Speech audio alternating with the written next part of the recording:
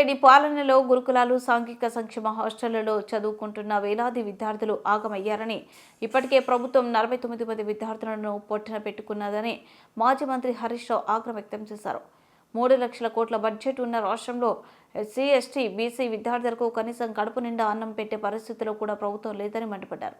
ప్రతిపక్ష నేతల మీద కేసులు పెట్టడం, అరెస్టులు చేయడం కాదు, పిల్లలకు కడుపు నిండా అన్నం పెట్టారని హితవు చెప్పారు. సిద్దిపేట జిల్లా కేంద్రంలోనే సమీకృత బాలుర వసతి గృహాన్ని ఆయన ఆకస్మికంగా సందర్శించారు. విద్యార్థులతో కలిసి భోజనం చేశారు. ఈ సందర్భంగా హాస్టల్లో నెలకొన్న పలు సమస్యలను విద్యార్థులు, వార్డెన్లు ఆయన దృష్టికి తీసుకొచ్చారు. అనంతరం మీడియాతో హరీష్ రావు మాట్లాడుతూ 6 నెలలుగా మెస్ ఛార్జీలు పెండింగ్లు పెట్టిన రేవంత్ రెడ్డికి శిక్ష వేయాలని పేర్కొన్నారు. విద్యార్థులను అర్ధాకలితో ఉంచినందుకు ఏడాది ఉద్యోగోత్సవాలు చేసుకుంటున్నావా అని సీఎంను ఉద్దేశించి ప్రశ్నించారు. సీఎం రేవంత్ రెడ్డి, ఉప ముఖ్యమంత్రి భట్టి విక్రమార్క ఎస్సీ, ఎస్టీ హాస్టళ్లకు గ్రీన్ ఛానల్ ద్వారా నిధులు విడుదల చేస్తామని చెప్పారని, ఆ నిధులు ఏమయ్యాయని ప్రశ్నించారు. హాస్టళ్లు, గురుకుల పాఠశాలలన్నీ కూడా ఆగమైపోయినటువంటి పరిస్థితి.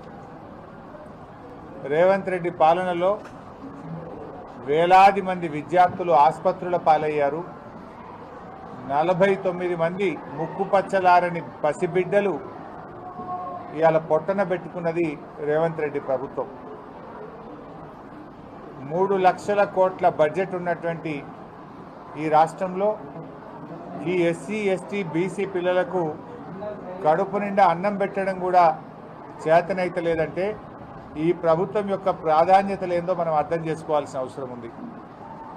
కేసీఆర్ గారి హయాంలో 1000కి పైగా గురుకులాలు పెట్టి గురుకుల విద్యార్థుల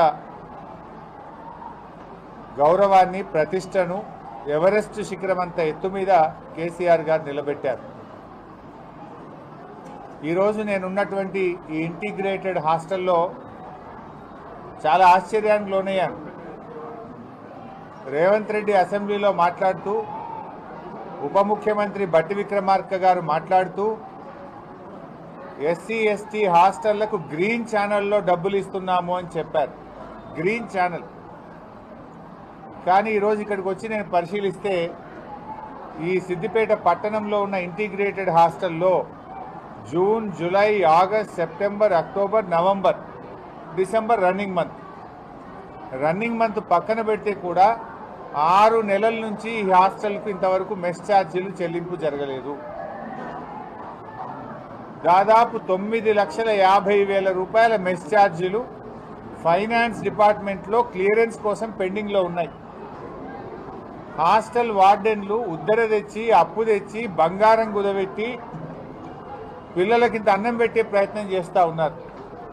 6 నెలలు మెస్ ఛార్జీ రాకపోతే ఆ పిల్లలకు అన్నం ఎట్లా పెట్టాలి? నాణ్యత కలిగిన భోజనం ఏ రకంగా మెయింటైన్ అవుతుంది అని నేను అడుగుతా ఉన్నా రేవంత్ రెడ్డిని. నువ్వు పైగా ఏమంటున్నావు? ఏ స్కూళ్ళనన్నా, ఏ హాస్టల్లోనన్నా అన్నం బాగలేకపోతే, పిల్లలకు వాంతులైతే, బయలు పెడితే, ఆరోగ్యం దెబ్బతింటే హాస్టల్